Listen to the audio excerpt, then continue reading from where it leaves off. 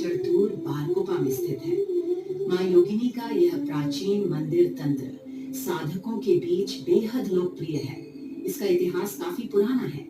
ऐतिहासिक और धार्मिक पुस्तकों के अनुसार यह मंदिर द्वापर युग का ही है और यहाँ पांडवों ने अपने अज्ञात वर्ष के कई दिन बिताए थे।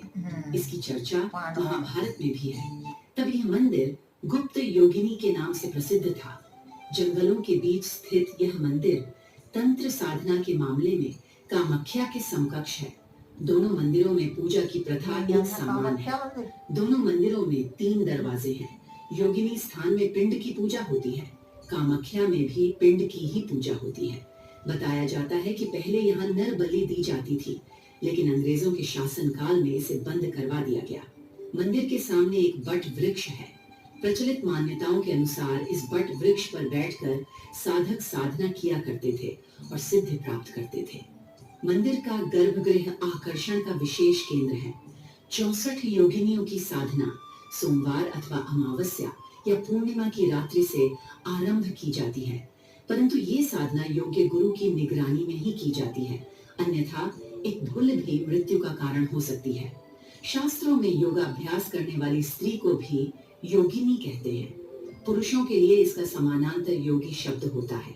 तंत्र और योग की महिला गुरु को योगिनी कहते हैं। वे भैरव से जुड़ी हुई हैं, अक्सर खोपड़ी और अन्य तांत्रिक प्रतीकों को ले जाती हैं और श्मशान घाटों और अन्य सीमांत स्थानों में अभ्यास करती हैं। वे शक्तिशाली और खतरनाक होती हैं।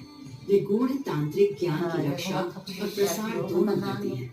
उनके पास सिद्धियां, असाधारण शक्तियां होती हैं, जिनमें उड़ने की शक्ति भी शामिल है।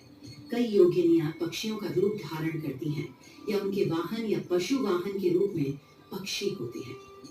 बाद के तांत्रिक बौद्ध धर्म में डाकिनी को अक्सर योगिनी के समानार्थी के रूप में प्रयोग किया जाता है। योगिनियां जीवन से परिपूर्ण हैं। यदि योगी जीवन से दूर होते हैं तो योगिनी जीवन को अपनाती है। योगी अमृता की चाह रखता है तो योगिनी को मृत्यु से भय नहीं। यदि योगी इच्छाओं पर काबू पाना चाहता है तो योगिनी सभी इच्छाओं से पर होती है। कालिका पुराण में योगिनियों में 16 मातृकाएं शामिल हैं। इनमें से 9 मातृकाएं ब्राह्मी श्रेणी की हैं। अग्नि पुराण में योगिनियों में मातृकाओं को शामिल नहीं किया गया है, लेकिन कहा गया है कि वे आपस में संबंधित हैं। यह योगिनियों को 8 पारिवारिक समूहों में विभाजित करता है।